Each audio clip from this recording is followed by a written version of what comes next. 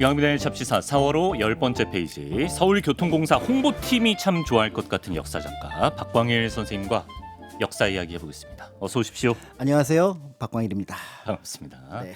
모자가 참 잘 받으시네요. 그러니까요. 이 역하고 역사, 역장 뭐 이게 뭐 전부 다 뭔가 어울리는 것 같아서 그 역사와 이 역사. 그렇죠. 예전에 그 지하철역 막 가다 보니까 이제 그 피난 안내도가 있잖아요. 있죠, 그 있죠. 피난 안내도에 이렇게 막 보면은 뭐 네. 응급시에 네. 역사 밖으로 탈출. 그렇죠. 그런데 갑자기 뭔가 마음이 뜨끔한 거예요. 역사 밖으로 탈출하면 어떡하지? 아니 다시 돌아와야 되는데 라는 느낌이 드는데 네. 한글로 이제 물론 그 음가는 같고 한자는 다르긴 하지만 네. 그 역사 그다음에 역사 히스토리 이걸 볼 때마다 뭔가 이렇게 가슴이 두근거리는 역사 작가는 역사 밖으로 탈출 이거 보고 막 벌렁벌렁. 그쵸 하셨다는 큰일 나죠. 거죠? 다시 돌아와야 되니까. 예, 직업병이네요. 그것도. 그렇습니다. 예. 그렇기 때문에 아무튼 뭔가 이렇게 관심을 끌게 되는 공간이 지하철역 역사가 아닐까 싶습니다. 오늘 뭐 공사 직원 못지않은 지하철 역사에 관한 지식을 갖고 계신데요. 이걸 뭐 따로 공부하신 건가요? 아니면 자연스럽게 습득을 하신 건가요? 이게 따로 공부를 해야죠. 따로 공부를 하시는 거군요. 그러니까 예전에 그 처음에 이제 제가 그 한 90년, 89년쯤에 지하철을 처음 2호선을 탔었어요. 그때의 난감함이라는 게 지금도 기억나는데 네. 처음에 제가 나갔던 곳이 아니어서 다시 밑으로 들어가서 그 도로를 건너서 저쪽으로 나와야겠구나 하고 생각했는데 반대편 출구. 그 옆으로 그냥 나오는 경우가 종종 있어가지고 예. 처음에는 이 지하철 탈 것이 못 되는구나라고 했지만 벌써 그때부터 한 37, 8년 계속 이제 땅 밑을 다니다 보니까 세상 편한 게 지하철이고 또 지하철을 가지고 그러니까 제가 어디를 갈 때마다 네. 가까운 지하철역이 어딥니까? 네. 라고 여쭤보면서 이제 동선을 구성을 하거든요. 그렇죠. 그러다 보니까 각각의 이제 지하철이 갖고 있는 특징도 조금 익숙해지는데 더불어서 이제 잡지사에서 이 지하철 그렇죠. 시리즈를 하다 보니까 예전에 그냥 몸으로 느꼈던 것들을 다시 이제 머리로 그다음에 지식으로 한 번 더 확인하다 보니까 조금 더 가까워진 느낌이 이제 드는 것 무슨 같습니다. 역에 무슨 몇 번 출구로 나가서 몇 미터 가면 뭐가 있다 이런 걸 탁탁 나오죠. 지상보다 지하가 편한 남자. 네. 예, 박광일 선생님과 함께 하겠습니다. 자, 박광일의 역사탐 엄대 지하철 역사에 얽힌 역사를 알아보는 시간이죠. 오늘은 6호선으로 떠나보겠습니다. 선생님 일단 6호선 어떤 의미를 가진 노선일까요? 네, 6호선은 지난 시간에 말씀드렸던 5호선을 보완하는 노선이라고 볼 수가 있습니다. 5호선이 이제 서울이 확장되면서 강동 송파 지역과 그다음에 양천 그다음에 강서 지역의 주거지를 연결한다라고 말씀을 드렸었잖아요. 네네.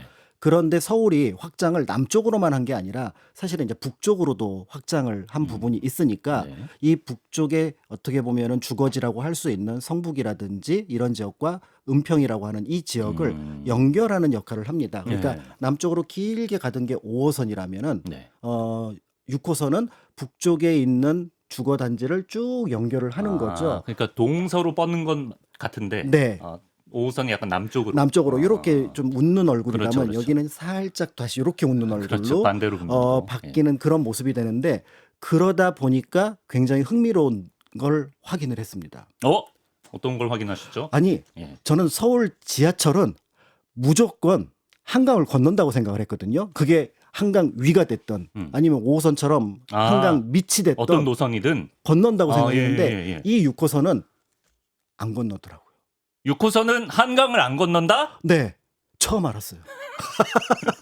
진짜요? 네. 근데 저 몰랐거든요. 그러니까 이 노선이 그러네. 강북으로만 다니네요. 동북하고 서북 지역을 연결하다 보니까 네. 실제로 이게 한강을 건너진 않습니다. 대신 이제 한강을 따라서 쭉 따라가는 노선이 있어서 네. 이제 거기에 영향을 받는 역 이름들이 있기는 한데요. 네. 그렇지만 그런 면에 조금 특별하다고 볼 수가 있고 그렇기 때문에 이제 뭐 방송국이 있는 디지털 미디어 시티 DMC 역이라든지 그 다음에 이제 월드컵 경기장 같은 것들이 있어서 조금 화려해 보이기도 하지만 네.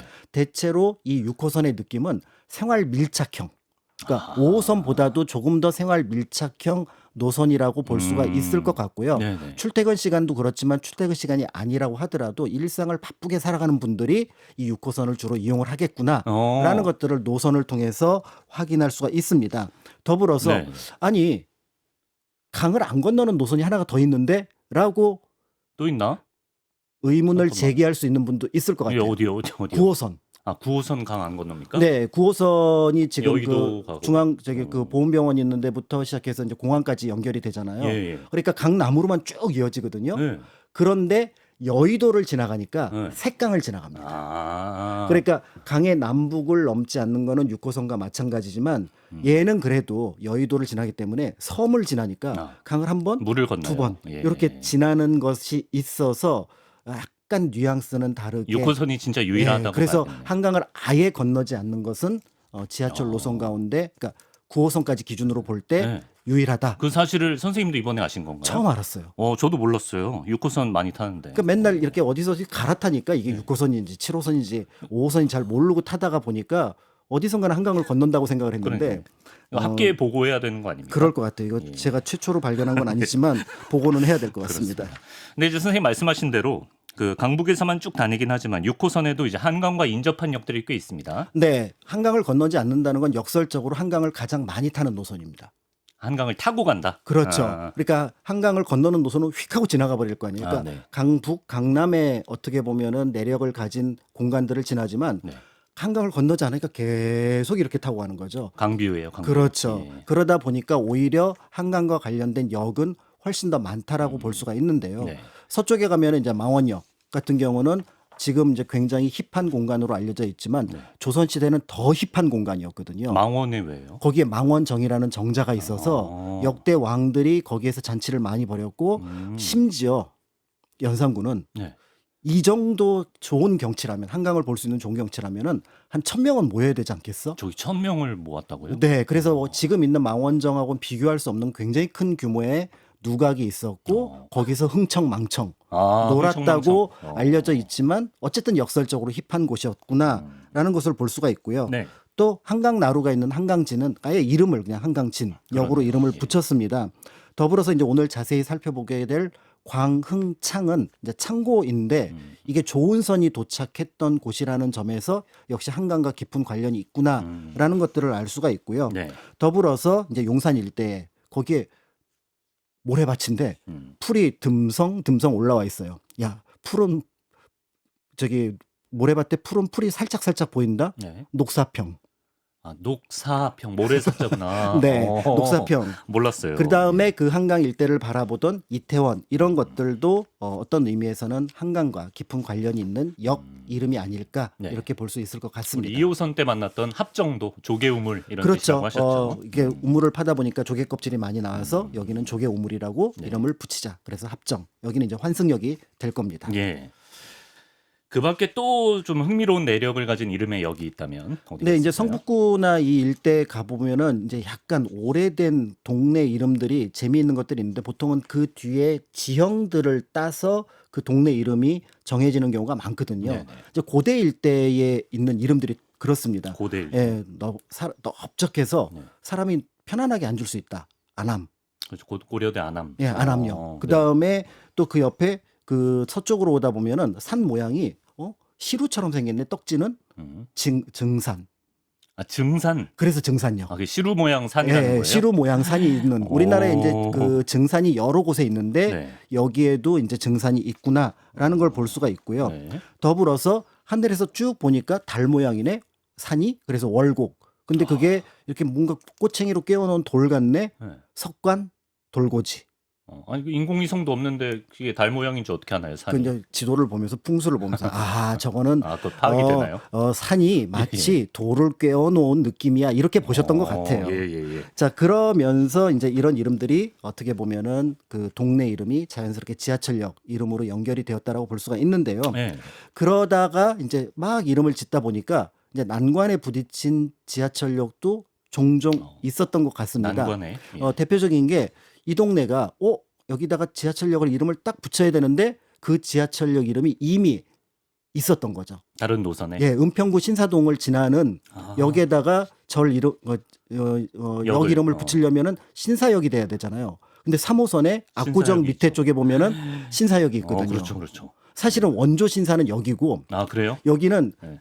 뒤에 만들어진 신사예요. 강남구의 신사동은 신촌하고 사평이라는 동네를 합쳐서 신사동이 된 거예요. 아, 그렇군요. 근데 여기는 원래 세절이 있다 그래서 예. 옛날에 세절을 한자로 바꾸면 세신자에 절사자 쓰니까 신사동.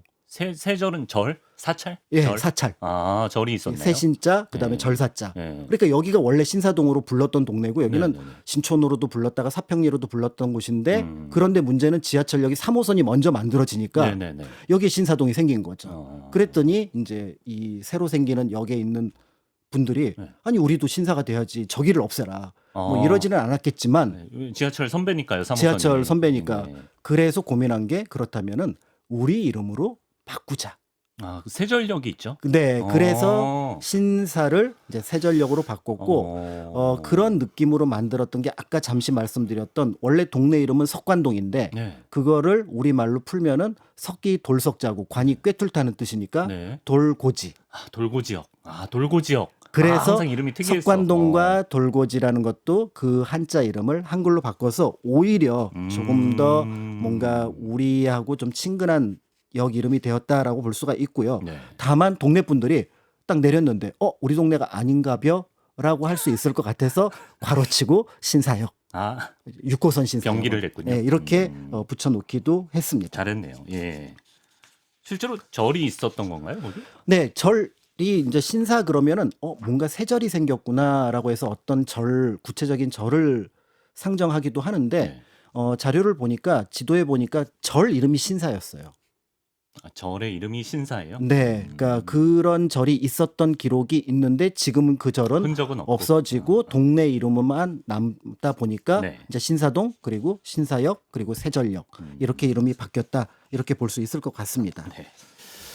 자, 그러면 역사적으로 의미가 있는 6호선 역들을 차근차근 알아보겠습니다. 아까 이제 말씀하신 한강에서부터 시작을 해보면 광흥창역을 오늘 소개해 주신다고 하셨죠? 네, 광흥창은 보통 분들에게는 조금 낯선 역 이름이 될 것 같아요. 어디서 들어본 것 같기도 하지만 조금은 낯설다. 그럴 수 그렇지만 신촌 일대 특히 이제 서강대 다니는 학생들은 서강대역도 있지만 광흥창역에서도 내려서 학교를 많이 갈 갈 수 거거든요. 있죠. 갈 때마다 여기 뭔 창고가 있었나 봐.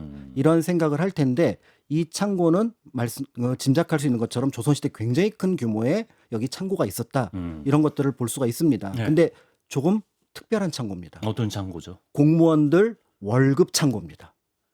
아, 거기 있는 걸로 월급을 줬나요? 예, 여기서 월급을 줘요. 그러니까 곡식으로. 예를 들어서 내가 뭐 판서쯤 된다. 네. 그러면은 월급으로 녹봉을 굉장히 많이 받을 거 아니에요. 네. 그러면 그 월급을 경복궁 가서 받는 게 아니라 아. 녹패라고 하는 패를 받습니다. 예. 그다음에 자기 신분을 그 관리라는 신분을 확신하는 고신이라는 걸 가지고 여기를 가서 네. 여기 가서 내 월급 이번에 주십시오. 녹봉을 주십시오 하면은 거기 관리가 오셨습니까? 하면서 체크하고 해서 월급을 주는 곳이니까 월급 주는 창고 광흥창. 얼마나 매력적이에요. 저 월급 창고네. 네. 그래서 당시 기록을 보면은 네. 이 광흥창이 이제 그 전라도 그다음에 충청도 황해도 일대의 조운선이 여기에 들어와서 쌀을 내려놓습니다. 다른 곡식도 내려놓고요. 네.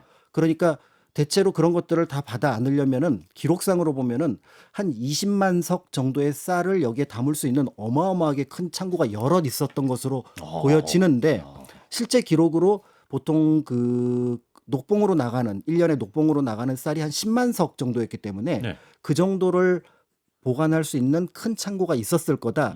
이렇게 보고 있기는 합니다. 네. 그러니까 여기에 이제 쌀을 부려 놓으면 요 쌀은 다른 데로 쓰지 않고 월급용으로 월급으로. 이렇게 이제 썼다라고 볼 수가 있는 거고요. 네. 다만 지금 제가 계속 월급이라고 말씀을 드렸는데 네. 조선시대 관리들 이제 타임머신을 쭉 타고 넘어가서 아니 월급이 저기- 얼마세요? 저기 예. 그 판서께서는 네. 이번 월급 얼마 받으세요? 그러면 월급 하면서 네.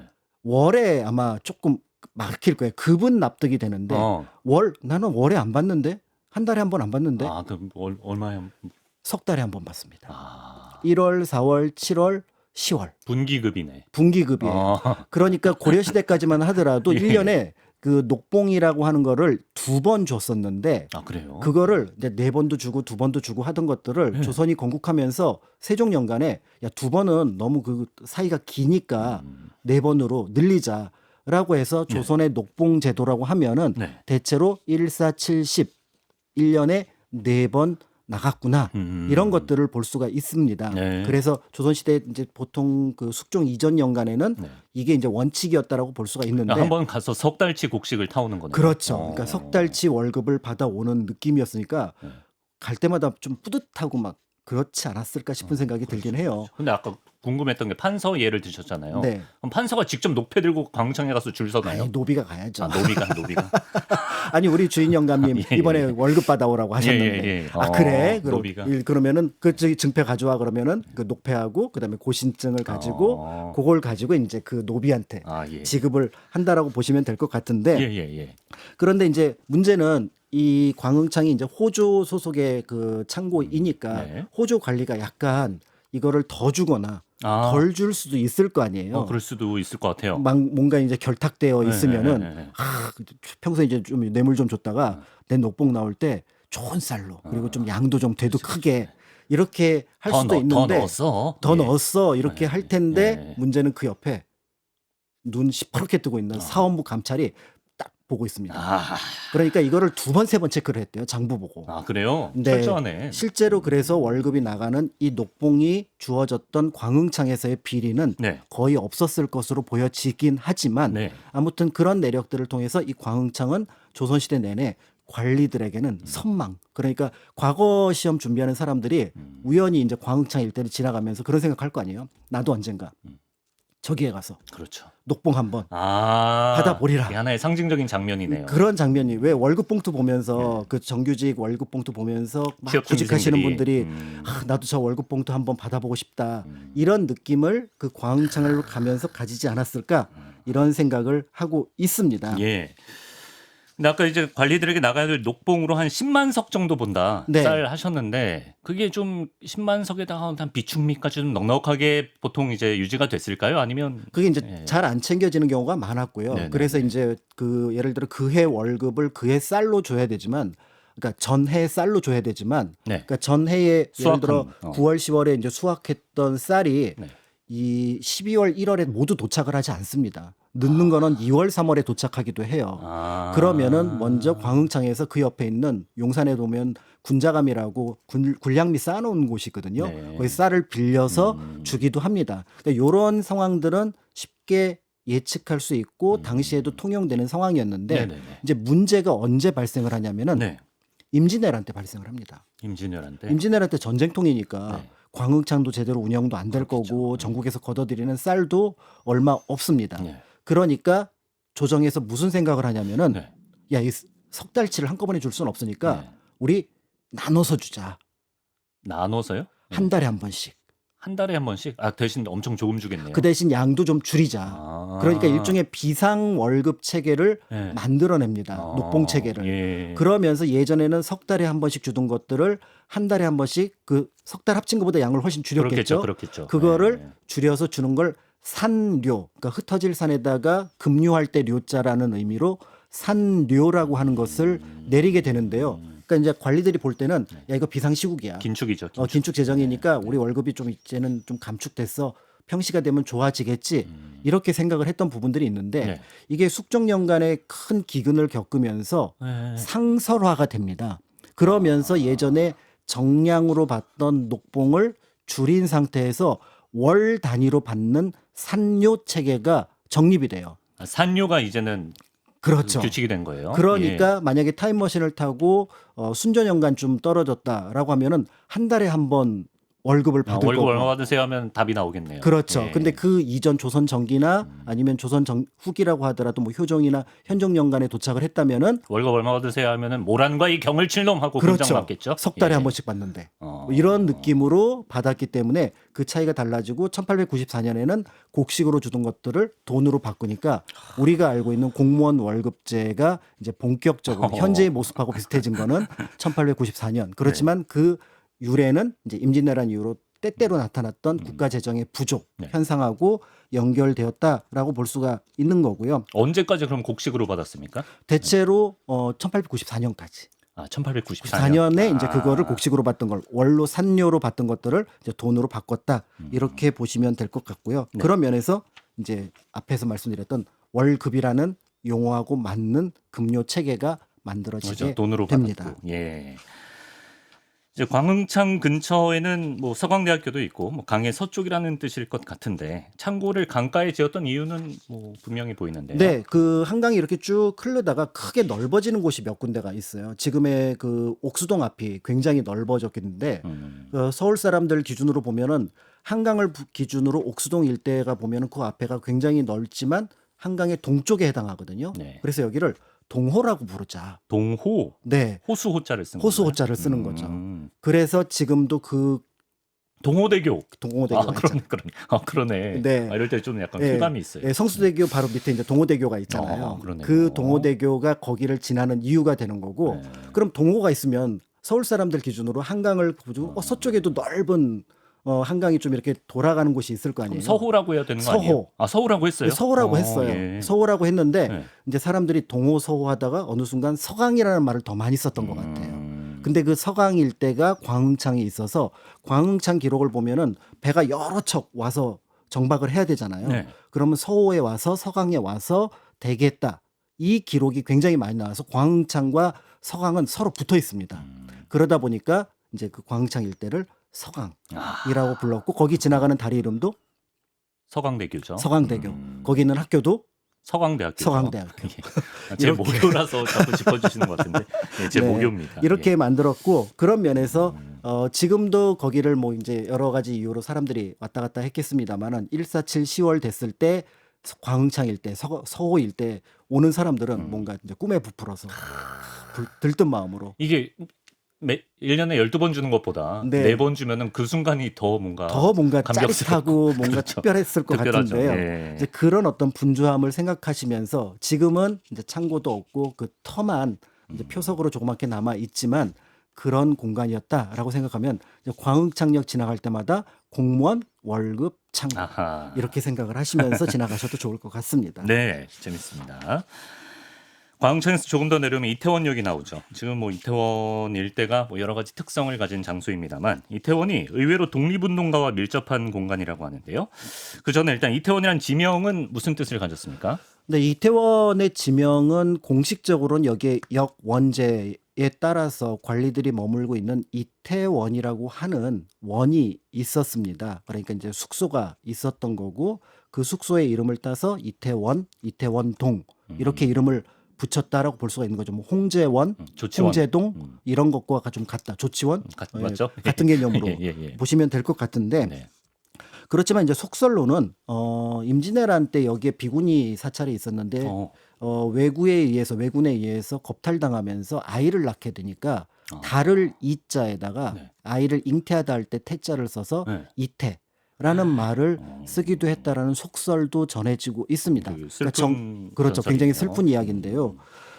그런데 이제 현대에 들어와서도 이 일대에 일본군이 용산에 주둔을 하고 그 자리를 그대로 그러네. 미군이 주둔을 하니까 한국 안에서 특히 서울 안에서는 좀 이국적인 풍광을 가진 공간으로 알려져 있게 됐고 네. 그러다 보니까 요즘에 이제 젊은 사람들이 이태원에 간다라고 하는 것들은 여기에 이국적인 풍광 특히 현대로 보면은 일본보다는 미국의 영향이 크니까 약간 그렇죠. 서양의 풍광이 느껴지는 곳 그리고 다른 여러 나라의 음식들을 맛볼 수 있는 곳 이런 것들로 아마 의미를 가지게 되었다라고 볼 수가 있을 것 같고요. 네. 몇 년 전에 있었던 그 이태원 참사가 이제 할로윈 축제라고 했는데 그렇죠. 그 장소로 여기를 사람들이 선호했던 이유도 우리나라와는 다른 서양의 풍속을 서양의 분위기가 느껴지는 동네에서 즐겼으면 한다라는 네. 그런 것들이 있는데 어쨌든 굉장히 지금은 안타까운 기억이 많이 남아있는 곳이기도 하지만 좀 이국적인 역사가 네, 많이 녹아 있네요. 이국적인 역사 어떤 조금 다른 역사가 남겨진 곳이라고 볼 수가 있습니다. 네. 근데 이태원이 독립운동가와 관련이 있나요? 네, 이태원에 대해서 덜 알려진 그리고 굉장히 중요한 역사가 하나 있는데요. 네. 바로 일제 시기에 만들어 놓은 대규모의 공동묘지가 이태원에 있었습니다. 아, 그러니까 일본이 이제 우리나라를 식민지로 만들고 나서 네. 서울 일대를 쭉 살펴보니까 서울 주변이 전부 다 공동묘지인 거예요. 그래요? 그러니까 지금의 뭐 신당동이라든지 네. 그다음에 미아동이라든지 네. 그다음에 뭐 어지간한 아현동이라든지 이런 곳이 전부 다 공동묘지예요. 그러니까 도성 안에는 사람을 매장 못하기 그렇죠. 조선 때문인가요? 시대는 도성 그리고 도성 밖 심리까지는 네. 사람을 매장하지 못하니까 그 심리를 벗어나는 순간부터 도성 곳곳에 묘지가 사람들이 있구나. 무덤을 만들었으니까 외국에서 왔던 선교사라든지 이런 사람들이 볼 때 네. 한양이라고 하는 동네는 마치 공동묘지에 둘러싸여 있는 어. 그런 도시라는 느낌을 받을 수밖에 없는 거죠. 그러네요. 그들은 외부에서 들어오니까. 네네. 그러니까 이 상황이 일본으로 볼 때는 도시를 확장하거나 계획해서 뭔가 시가지를 만드는데 걸림돌이 됩니다. 그럼 이들 공동묘지를 옮기거나 네. 또 때에 따라서는 새롭게 사람들이 죽을 때 그들이 머물 공동묘지를 새롭게 만드는 게 새로 필요합니다. 만들거나. 그게 예. 만든 게 바로 1914년에 만든 이태원 공동묘지입니다. 아 그래요. 예. 네, 그러니까 지금은 이태원 하면은 굉장히 부촌이고 그 일대 한남동과 더불어서 한강을 바라보는 전망 좋은 곳이었지만 그렇죠. 1910년대부터 30년대까지는 여기가 공동묘지였겠구나. 와. 이런 것들을 짐작해 볼 수가 있는데요. 네. 그러다 보니까 네. 이 지역과 관련해서 중요한 역사적 인물들이 여러 여기에 묻히게 되는데 어. 오늘 이제 여러분과 기억해야 될 인물은 바로 유관순 열사입니다. 유관순 열사가 이태원이랑 관련이 있나요? 여기에 어. 묻혔었습니다. 잠깐만요. 서대문에서 돌아가시고. 그렇죠. 유관순 열사는 널리 알려진 것처럼 이제 그 몇 번의 그 재판 끝에 결국 서대문 형무소 네. 옥사에 갇히시게 되잖아요. 네. 그리고 나서 1920년 3월 1일을 기점으로 1주년 만세 운동을 그 감옥 안에서 주도를 하다가 예, 예. 그것 때문에 이제 끊임없이 고문 그다음에 압박을 받는 과정에서 1920년 9월 28일 감옥 안에서 순국을 합니다. 네. 그런데 순국을 했는데 그 과정에서 그 유관순 열사가 아마 굉장히 많은 상처를 몸에 입었던 것 같아요. 어. 일본으로 볼 때는 이 유관순 열사의 시신을 밖으로 내는 것 자체가 아. 부담스러웠던 아, 거죠. 예, 예. 자신들의 악행이 드러나는 거니까. 많이 훼손됐구나. 네, 예. 그러다 보니까 여기에 대해서 이제 가족들이 뭐라고 얘기를 해도 이거는 어떻게 보면 일본이 당국이 막을 수가 있는데 네. 이화학당의 교장이었던 프라이 교장이 아. 교단을 뒤에 업고 감리교단을 등에 업고 예. 예 압박을 합니다. 어. 그러니까 일본 당국자가 볼 때는 네. 유관순 열사의 시신을 인도하지 않을 수가 없는 거예요. 아, 예. 그래서 한 보름 정도가 지난 10월 12일경에 네. 유관순 열사의 시신을 조건을 달아서 인도를 합니다. 어떤 프라이 교장한테. 조건이요? 빠르게 네. 그리고 사람들이 많이 보지 않는 상황에서 장례식을 치르고 매장한다. 아, 진짜. 손바닥으로 하늘을 가려라. 그렇죠. 예. 그렇게 하려고 했던 거였죠. 예, 예. 그래서 그 같이 공부하던 동료들, 선배들, 그다음에 선생님들이 유관순 열사의 시신을 받았는데 네. 시신도 굉장히 참혹했지만 그냥 널빤지에다가 그다음에 아주 가벼운 수의를 입혀 놓은 상황에서 이거는 아니다 싶어 가지고 네. 비단으로 수의를 만들고 관도 다시 관을 해야죠. 꾸려 가지고 이제 장례 준비를 하게 되고요. 이틀이 지난 14일 날 정동교회에서 정식으로 다시 장례식을 치르게 됩니다. 네. 이제 그러고 나서 이제 여기에 대해서 어디에 무덤을 만들까라고 고민을 했는데 네. 이 시기가 앞에서 말씀드렸던 1914년에 이태원의 공동묘지를 만들었던 시기 몇 년 뒤잖아요. 아. 그러니까 일본 당국도 그렇고 그다음에 이화학당에 있었던 선생님이나 학생들이 볼 때도 다른 선택의 여지가 없었던 거예요. 자연스럽게. 자연스럽게 그래서 이태원에 이제 그 무덤을 만들었는데 네. 일본 형사의 감시 속에서 변변한 비석도 아, 그렇군요. 묘비도 세우지 못한 상황에서 네. 이제 무덤을 만들었고 당시 이태원은 뭐 지금의 이제 서울이 아니라 경기도 고양군 한지면에 네. 있었기 때문에 여기 아. 경기도 고양의 무덤에 만든다. 이태원이 고양군에 속해 있었군요. 그렇습니다. 네. 이렇게 이제 만들었다고 볼 수가 있는데요. 네. 그러면 그때 있었던 묘지가 지금 없잖아요, 이태원에. 그렇죠. 네. 지금 어디로 갔나요? 이태원에 계신 분들은 무덤이 어디 있어? 라고 얘기를 하실 텐데 네. 앞에서 그들이 일본이 이제 여기다가 공동묘지를 만들었지만 이제 서울을 더 확장할 필요를 30년대에 느끼게 됩니다. 예. 그러면서 이 이태원 일대에 있는 무덤들을 전부 다 이장할 계획을 세우는 거예요. 아. 그래서 이장할 계획을 세운 게 바로 어디냐면은 양주의 구리면, 지금의 망우리. 아, 망우리. 그러니까 이태원에 있던 무덤들을 어디로 옮기기로 결정을 했냐면 조금 더 먼 곳인 망우리로 망우리. 옮기기로 1933년에 결정을 하게 됩니다. 지금 그 뭐 역사문화공원 이렇게 돼 있는 맞습니다. 망우리 역사문화공원이 아. 바로 이때 이제 만들어져서 여러 곳에서 많은 분들의 무덤이 만들어졌는데요. 문제는 유관순 열사의 무덤을 그때 누군가가 이렇게 챙기지 못하게 했었는지 네. 무연고 무덤에 포함이 되어 있었습니다. 아, 그러면- 비석도 안 세워놨으니까. 그렇죠. 예. 그러니까 연고가 있는 분들은 그래도 조심스럽게 이장을 했겠지만 무연고 무덤들이 무려 2만 8천 기가 있었는데 아. 이 2만 8천 기를 전부 다 헙니다. 네. 헐어서 네. 그걸 하나의 무덤으로 만들어요. 아, 그냥 통으로 이렇게 네. 해버렸구나. 예. 그래서 지금 망우리 그 공동묘지에 가면 역사문화공원에 가면은 이태원에서 옮겨왔던 28,000기의 무연고 무덤을 여기에 모셨습니다라고 하는 조그만 무덤 하나가 있습니다. 네. 무덤 하나가 그러니까 28,000을 대신하는 건데 그 안에 누구의 유해도 같이 들어가 있냐면은 유관순 열사의 유해도 같이 들어가 있는 거예요. 28,000구 시신에서 나온 유고를 다 화장을 하고. 화장해서. 네. 아, 그렇구나. 유관순 열사 유해는 지금 망우리에 있는 거네요, 그러면. 그렇죠. 그러니까 예. 많은 분들이 정말 잘 알고 있고 정말 유명한 유관순 열사의 무덤을 사실은 본 적이 없는 거예요. 그러네. 이유가 여기 있는 거죠. 나중에라도 유관순 열사 개인의 무덤을 만들려고 하지는 않았습니까? 일단 이때 그 무연고 무덤에 쓸려서 같이 거기에 모셔졌기 때문에 물론 이제 그 그렇죠. 생각을 사람들이 너무 안타깝게 네. 생각을 해서 처음에는 어떤 생각을 했냐면 지금 했던 생각과 똑같이 그러면 우리 가묘라도 하나 만들자. 아, 네. 라고 해서 1989년에 생가 근처인 천안의 병천 아온의 일대에 유관순 열사의 초혼묘를 만듭니다. 그러니까 무덤을 만들었지만 유해하고는 직접적인 관련이 없죠. 없는 예. 그런 어떤 무덤이라고 볼 수가 있는데요. 네. 그러다 보니까 많은 분들이 그래 여기에 유관순 열사를 기억할 수는 있지만 네. 이곳이 무덤이라고 보기는 적절하진 않은 것 음. 같다라고 생각을 해서 네. 그렇다면 유관순 열사의 무덤은 망우리에 있는 거잖아요. 네. 물론 다른 분들하고 같이 있긴 하지만 그렇죠. 그렇기 때문에 그렇다면 이 합장 무덤을 유관순 열사의 무덤이라고 생각하는 게 옳지 않은가라는 주장이 이어지게 되면서 네. 결국은 2018년에 망우리 역사공원 안에 있는 무연고 무덤 옆에 네.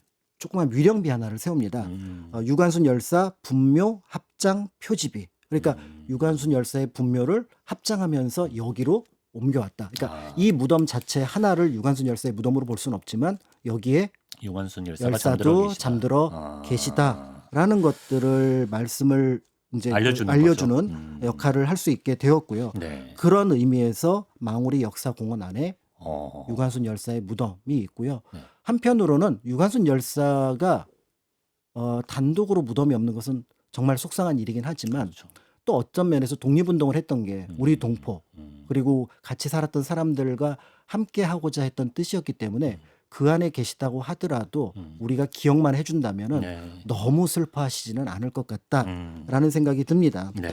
다만 앞에서 말씀드렸던 이태원에 유관순 열사의 무덤이 처음 있었기 때문에 그렇죠. 그것도 기억을 했으면 좋겠다라는 움직임이 다시 만들어지게 되고요. 예, 예. 그런데 마침 이태원 안에 다른 곳들이 다 이제 뭐 택지로 개발되고 현대화되면서 사라졌는데 네.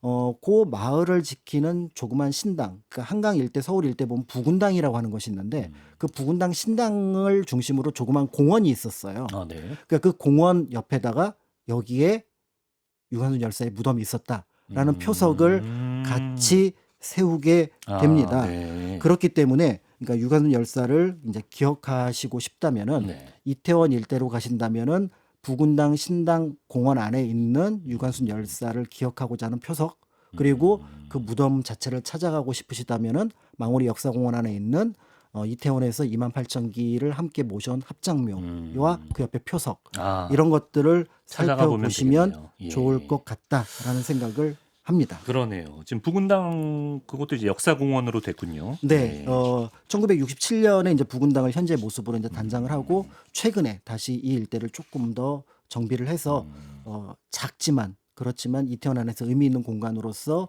공원을 꾸며 놓기는 했습니다. 잘 모르고 있었네요. 저는. 네. 예. 자, 그 다음 설명해 주실 역은 어디로 가볼까요? 네, 제가 자주 지나가는 네. 효창공원역. 효창공원요. 네. 이것도 뭐 하실 말씀 예전에 많을 것 답사할 같아요. 때 정말 그 효창공원 갈 때가 어려웠어요. 남영역에서 막 걸어가야 되는데 네. 이제는 그 느낌이 뭔가 그런 게 있어요. 그러니까 효창공원역하고 남영역하고 거리가 얼마 되진 않습니다. 얼마 안 되죠. 걸어가면 한 5분밖에 안 네. 되는데 내가 남영역에서 내려서 효창공원역으로 가서 뭐 324 묘역이라든지 임시정부 요인 묘역을 만나면 좀 서글퍼요. 네. 그런데 6호선이 효창공원에 붙어 있지는 않지만 조금 떨어져 있긴 한데 네. 그래도 여기서 내려서 가면은 주인하고 연결된 역이라는 느낌이 들어서 좀 마음이 편안한. 남영역에서 가는 거랑 음, 효창공원역에서 네. 내려서 가는 거랑 거리는 차이 많이 안 별로 나는데. 차이가 안 나지만 남영역에서 갈 때는 왠지 효창공원이 조금은 그 따돌림을 받는 느낌이었는데 여기 이제 효창공원역이 생기면서 좀 네네. 품어주는, 그리고 어. 지나가는 사람들도 공덕 직전이 효창공원역이니까 그렇죠. 5호선 기준으로 볼 때는 네. 그래서 효창공원역을 지나네 이런 느낌을 갖게 되시지 않을까 이런 생각을 하게 되는데요. 네. 어, 왜 효창공원입니까? 효창이라는 무덤이 여기에 있었죠. 이 효창이라는 네. 무덤은 누구의 정조의 무덤이죠? 큰아들이었던 무뇨세자 5살에 아. 홍역으로 죽었던 무뇨세자의 무덤을 여기에다가 만드는데요. 네. 정조의 큰아들. 네, 그리고 정조의 보통 첫사랑으로 알려진 의빈성 씨도 얼마 뒤에 죽습니다. 네. 그래서 의빈성 씨의 무덤도 여기에 같이 만들었는데 아. 이때만 하더라도 세자의 무덤을 그냥 묘라고 불렀기 때문에 네. 나중에 이제 정조가 이 일대를 굉장히 거창하게 묘역을 꾸미면서 그 무덤만은 효창묘, 그리고 효창묘 일대에 의빈성 씨의 무덤도 같이 묻게 되고요. 네. 더불어서 나중에 순조의 후궁인 수의 박씨, 그다음에 연옹주의 무덤도 여기에 만들게 되면서 네. 이제 일종의 왕실 묘역 가운데 하나로 효창묘 일대를 가리켰습니다. 네. 그러다가 고종 때 네. 세자의 무덤도 원으로 부르는 방식으로 바뀌게 됩니다. 그렇구나. 그러니까 이제 효창묘를 뭐로 바꾸냐면 효창원. 효창원. 그렇기 때문에 서울에 이제 그 위 일대에 사는 분들, 용산 일대에 사는 분들은 효창원 그러면 무뇨세자 의빈성 씨 무덤, 왕실 묘역 이렇게 이제 기억을 하고 있었던, 그리고 숲이 우거진 경치가 굉장히 좋은 곳. 그러니까 언덕으로 이렇게 쭉 펼쳐져 있으니까 네, 네. 한강 일대, 마포에서 용산 일대에서는 가장 경치가 좋은 장소, 그렇구나. 이렇게 사람들에게 알려진 곳이 바로 여기였습니다. 여기였는데 지금은 그분들 무덤이 여기 없잖아요. 그런데 문제는 네. 지금은 효창원이 아니라 효창공원이 됐잖아요. 그렇죠. 그러니까 여기에 누군가가 손을 댔겠구나. 일본? 일본이죠. 일본이 공원으로 만든 거예요? 네. 그러니까 물론 여기에 이제 처음에 뭐 일본군, 그러니까 청나라 군이 이제 주둔을 하기도 했었고 네. 그런 부분들도 있긴 하지만 본격적으로 이 영역을 훼손했던 것들은 일본이라고 볼 수가 있습니다. 일본이 저희가 이제 다른 시간에 말씀드렸던 것처럼 경성역을 크게 확장을 하고 경성역 근처에다가 환구단 터에다가 철도 호텔을 만들었다고 말씀을 드렸었는데 그랬죠. 예. 1914년의 일입니다. 네. 그런데 이 철도 호텔에 온 사람들이 조금 놀 수 있는 무언가가 필요하다고 생각을 해서 그때 유럽의 귀족들이 즐기고 있던 놀이, 멀리 잔디밭에다 공 넣는 골프요? 골프장을 여기에 만들 계획을 세웁니다. 효창원에요? 효창원 안에다. 진짜요? 네. 그래서 효창원 한 귀퉁이에다가 네. 사실은 귀퉁이지만 무덤을 한쪽으로 몰아놓고 대부분의 영역에다가 무려 9홀 규모의 네. 영국인이 설계했던 골프장을 여기에 만들었고 그게 1921년인데 우리나라 최초의 골프장입니다. 9홀짜리 최초의 골프장이 효창원에 근데 모셔져 있는 분들이 보통 분들이 아닌데 그 무덤을 이렇게 다 옆으로 몰아넣고 한쪽으로 몰아넣고 그 옆에 몰아놓긴 않고 아직 무덤은 변경시키진 않았지만 변경시키진 않고 그 옆에 영역이 굉장히 넓었는데요. 와. 그 영역을 다 헐고, 그러니까 외국 사람들이 볼 때 그 골프장을 만들면서 나무를 베냈을 거 아니에요. 예. 그 베낸 옆에는 소나무가 울창하게 자라 있으니까 야, 여기 한국적인 멋있는 그런 어떤 느낌이다라고 했을 것 같고, 야. 이 일은 당시 이제 우리나라 철도를 주관하고 있었던 남만주철도 주식회사 만철이라고 불렀던 회사가 주도해서 이 골프장을 만들었습니다. 네. 그렇지만 이제 도심 영역이 이제 사람들이 늘어나니까 일본으로 볼 때 여기를 공원으로 만들어야겠다라고 해서 골프장을 청량리로 옮깁니다. 그렇군요. 그 대신 그 골프장 자리에 공원이 공원을? 들어서면서 그때부터 효창원이 아닌 효창공원으로 이제 부르게 되었고요. 점점 시간이 지나면서 일본이 볼 때 야, 여기에 굳이 왕실 무덤들이 있어서 우리가 공원이라든지 도시 설계하는데 걸림돌이 되는 것 별로 마음에 안 드는데 라고 하면서 이 무덤을 1930년대부터 하나씩 지금의 서삼릉 영역으로 옮깁니다. 예. 그러면서 40년 초반 43년까지 옮기게 되면서 네. 결국은 이 일대에 있었던 4개의 왕실 무덤이 모두 네. 서삼릉 영역으로 옮겨가서 예. 지금은 우리가 효창원이라고 하는 흔적은 전혀 볼 수가 없고 네. 공원의 흔적, 그다음에 플러스 그렇죠. 나중에 그 이후에 만들어 놓은 흔적만 볼 수 있어서 왕실의 무덤이었고 또 한편으로 그 전에 골프장이었다는 기억을 여기서 현장에서는 확인하기가 점점 그 어렵게 기억은 되었다. 희미해질 텐데. 이렇게 이제 볼 수가 있는데요. 그렇습니다. 그럼 효창 공원이 된 그 효창원이었던 곳, 이곳이 이제 광복 이후에 또 새롭게 재탄생하게 됐는데. 그렇죠. 예. 이제 이런 공간을 다르게 바꿔야겠다라고 네. 생각했던 분이 바로 누구냐면은 네. 김구 선생입니다. 김구 선생. 그렇죠. 황국하셔서 제일 먼저 걱정했던 게 자기와 함께 싸우던 동지들의 유해가 일본에 있잖아요. 예. 이봉창, 윤봉길, 백정기. 네. 어, 삼의사. 그래서 삼의사를 여기에 모셔오고 사람을 보내서 확인하는 것까지는 했지만 그 무덤을 찾아내는 데 실패했던 안중근 의사를 나중에 여기에 모시겠다고 그 옆에다가 가묘를 그렇죠. 만들어 놓았던 거죠. 네. 그러니까 김구 선생님이 바라볼 때는 이 일대를 순국선열 애국지사의 묘역으로 만들고자 했고요. 네. 48년에는 같이 독립운동을 했던 이제 중국에서 모셔온 분들 이동영 선생이라든지 차리석 선생이라든지 그리고 국내에서 서거하셨던 조성환 선생 이런 분들의 무덤을 또 여기다가 임시정부 요인의 묘역을 만듭니다. 네. 아마 김구 선생님이 더 오래 사셨더라면 더 많은 독립운동가들의 무덤이 여기에 이제 하나하나 자리를 잡았을 텐데요. 네. 안타깝게 49년 6월에 이제 안두의 그 총탄에 서거를 하면서 김구 선생의 무덤도 이제 여기에 만들어졌지만 네.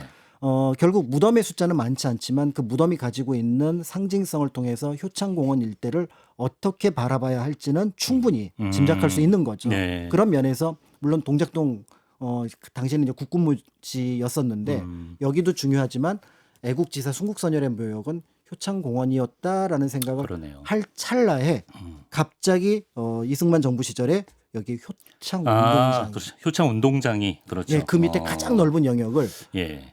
차지하고 네. 들어섭니다. 축구장인 거죠. 그렇죠. 예. 뭐 복합적으로 여러 가지를 쓸 수 있는 종합운동장. 종합운동장인 개념으로 만들었는데 네. 예전에 제가 어렸을 때는 뭐 효창운동장에서 중계하는 여러 방송 스포츠 프로그램들을 보기는 했습니다만은 예. 이제 그러다 보니까 원래 분위기가 완전히 무너져서 지금도 그 효창공원으로 가다 보면은 효창공원으로 가다 보면 운동장을 지나가면서 뭔가 이렇게 가리고 있고 답답하다는 느낌이 이루어지게 되고요. 네. 그러다가 사람들이 이제 굴러온 돌이 박힌 돌을 빼내는 거죠. 야, 운동장이 들어섰는데 거기에 애국지사 묘역이 있는 게 적당하지 않아라고 해서 이 애국지사 묘역을 옮길 계획을 오히려 세웁니다. 예. 그렇지만 각계에서 특히 김구 선생이 가지고 있는 그 무게감이 있잖아요. 이걸 어떻게 옮겨? 라고 하면서 네. 이제 현 상태로 유지가 되면서 차후에는 이제 이 효창공원 그다음에 애국지사와 관련된 이 일대를 조금 다르게 봐야 될 것 같다. 뭐 그런 논의도 좀 있는 것 같아요. 국립묘지로 이제 바꿔 나가자는 논의도 이제 벌어지는 걸로 볼 수가 있는데요. 그런 면에서 이 효창원 일대 역시 굉장히 중요한 여러 변천을 겪어서 지금의 효창공원 그리고 그러네, 애국지사의 진짜. 네. 묘역 김구 선생의 무덤까지 있는 그런 공간으로 만들어졌다고 볼 수가 있습니다. 예, 참 곡절이 많은 장소네요. 아까 이제 6호선 이제 동쪽으로 가면은 바위와 관련한 지형이 많다 그래서 안암, 월곡, 돌고 지역 뭐 이런 유래를 설명해 주셨는데요. 월곡역과 돌고 지역의 유래가 된 천장산과 관련해서 천장산에 널리 알려지지 않은 왕릉 하나가 있다면서요? 네, 그 천장산이 굉장히 예쁜 산인데 그 산 앞에 당연히 조선 왕실에서 왕릉을 만듭니다. 당시는 이제 한양 밖이었으니까 여기 이제 왕릉을 만들게 되는데 이 왕릉의 주인공은 이제 의릉이라고 부르고 의릉. 그 능의 주인공은 경종. 그다음에 저 경종의 왕비였던 선의왕후. 영조의 형이죠? 그렇습니다. 예, 게장 드신 분. 맞죠. 뭐 큰 탈은 없었을 것 같은 그게 예. 직접적인 사이는 아니었을 드신 게 걸로. 드셨으니까. 네, 예. 이렇게 예. 보여지는데 네네네. 여기가 이제 그 의릉이 있으니까 그리고 이제 이 왕릉은 좀 독특하게 보통 왕릉이 그 능침을 하나를 써서 합장을 하거나 네. 아니면은 합장을 하더라도 왕과 왕비가 이렇게 있는데 예. 여기는 왕이 위에 있고 왕비가 밑에 있는 네. 조금은 독특한 방식입니다. 오. 그러니까 왕릉 공부하시는 분들에게는 여기 꼭 가봐야 돼라고 얘기를 하겠지만 네. 문제는 2005년까지는 네. 못 가는 데입니다. 2005년까지 네. 못 가는 곳이었나요? 왜 못 그렇습니다. 갔나요? 2005년까지 못 갔던 이유는 바로 뭐냐면 네. 여기에 들어오면 안 돼라는 팻말이 딱 붙어 있는 거예요. 왜 못 들어가겠죠? 국정원, 중앙정보부. 중앙정보부가 중앙정보부의 첫 자리가 그리고 중심이 예. 바로 의릉 옆이에요. 그래요? 당시 이제 중앙정보부를 만들었던 게 김종필이잖아요. 그러니까 예. 이 김종필 씨가 위에서 쭉 보면서 예. 야 저기가 좀 넓다 석관동 일대라고 예. 하면서 거기다가 중앙정보부를 세울 계획을 만듭니다. 그리고 실제로 건물을 지으면서 여기서 중앙정보부가 활동을 하는데 네. 석관동 일대는 지금은 들어오는 게 도로가 돼 있지만 당시에는 좀 불편했나 봐요. 그래서 보통 이문동 쪽에서 들어왔습니다. 아, 예. 외대 쪽. 예. 그래서 외대 쪽에서 이문동 쪽에서 들어가니까 석관동에 자리를 잡고 있음에도 그 이름은 이문동 청사라고 불렀던 중앙정보부가 있는데 감히 여기를 누가 어떻게 들어오겠습니까?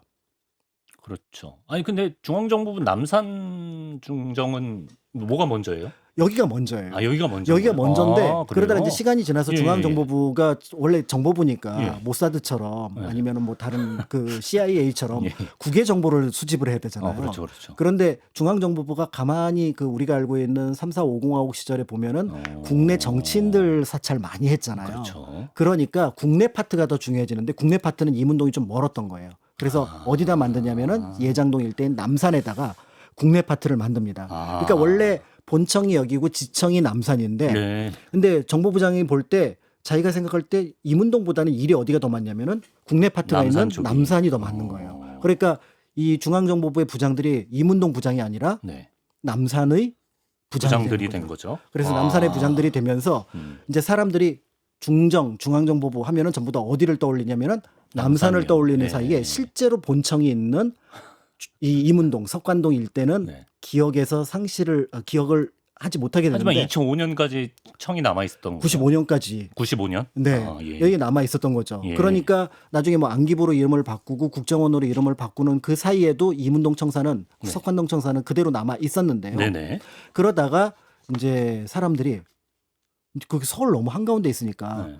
이 국정원 빼라 외곽으로 예. 그러면서 지금 헌인릉 근처로 이제 내곡동으로 옮겨가게 됩니다. 예. 그러면서 이 석관동에 있는 청사와 남산에 있는 청사가 모두 통합해서 그쪽으로 가서 우리가 요즘 이제 사진으로 보면 이렇게 둥글게 되어 있는 이제 국정원 건물로 국정원, 예. 들어가게 되니까 95년 이후에 여기에 대한 통행 금지 그러니까 어떻게 보면은 예. 그냥 자의적으로 설치했던 네. 그게 해제가 되면서 이제 사람들이 의릉을 가고 싶은데 네. 문제는 중앙정보부 시절에 의릉을 여기다가 연못도 만들고 예. 다리도 만들고 공원처럼 꾸며서 쓴 거예요. 그러니까 굉장히 고약한 일인 거죠. 그렇죠. 그러니까 그거를 그대로 보여드릴 수가 없으니까 네. 다시 이제 10년 동안 발굴도 하고 그다음에 정비도 합니다. 왕릉답게. 왕릉답게. 그래서 지금 가면은 뭐 특별하게 그냥 왼쪽 오른쪽에 좀 오래된 건물들이 있고 그 사이에 의릉이 이렇게 좀 이렇게 조용하게 자리를 잡고 있네라는 느낌을 그냥 갖게 되는 보통의 거고요. 조선 왕릉 느낌인데요. 그렇죠. 네. 그리고 그 중앙정보부 청사는 한동안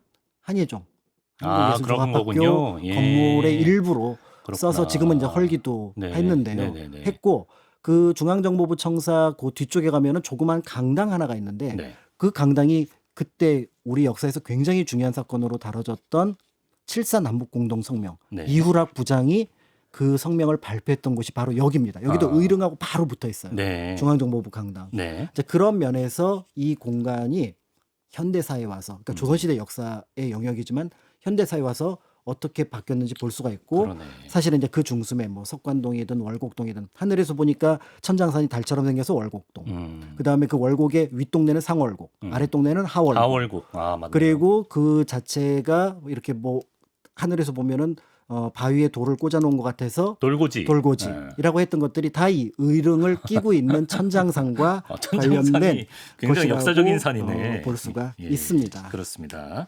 그러니까 국정원이 이전을 한 게 95년이고 2005년에 이제 왕릉으로 이제 보고 재정비가 돼서 공개가 된 거죠. 예. 자, 이제 마칠 시간인데요. 끝으로 박광일 선생님의 6호선이란 한 말씀 듣겠습니다. 네, 5호선도 마찬가지지만 6호선은 조금 더 생활 밀착형 그리고 일상을 살아가는 사람들의 바쁜 삶이 담겨 있는 노선이라고 볼 수가 있습니다. 네. 그렇게 바쁜 일상을 살다 보니까 우리가 가끔 이제 놓치는 것들이 있는데 그 일상의 소중함입니다. 사실은 좀 일상은 좀 지긋지긋한 부분도 없지 않아 있기는 하거든요. 하지만 제가 역사 공부를 하다 보니까 네. 우리나라가 굉장히 어려웠던 시절, 힘들었던 시절 그들이 원했던 것은 그 평범하고 때로는 지긋지긋하게 느껴졌던 그 일상이었던 거죠. 그러니까 당대 독립운동가들이 꿈꿨던 것들은 나는 다시 언제 저 일상으로 돌아가는가라는 그렇죠. 것들을 생각해 볼 수 있을 것 같고요. 네. 녹봉을 받아서 갔던 그 관리들 사실은 하급 관리 같은 경우는 녹봉만으로 생활은 되진 않지만 그 녹봉을 받아야 자신의 일상을 영위할 수가 있었다고 볼 수가 있을 것 같고요. 더불어서 또 독재에 맞선 사람들도 그 독재를 없애라고 했던 이유는 다른 나라에서 누리는 평범한 일상. 자유, 아. 일상을 갖고 싶어서였을 걸로 생각이 됩니다. 예. 그렇기 때문에 그 6호선은 그 일상의 소중함을 다시하게 생각해 주는 지하철 노선이 아닐까라는 생각을 하면서 6호선을 타게 될 것 이래서 같습니다. 박광일 예, 역장 하는 겁니다. 오늘 최고의 마무리였던 것 같아요. 그동안 총평 중에. 그런가요? 울림이 감사합니다. 있는데요. 감사합니다. 자, 역사를 통해서 좀 일상의 소중함을 느껴볼 수 있는 그런 노선인 것 같습니다. 6호선 탐방 박광일의 역사 탐험대 박광일 역장님과 함께했습니다. 좋은 날에 다시 7호선으로 언젠가 돌아오겠습니다. 말씀 고맙습니다. 감사합니다.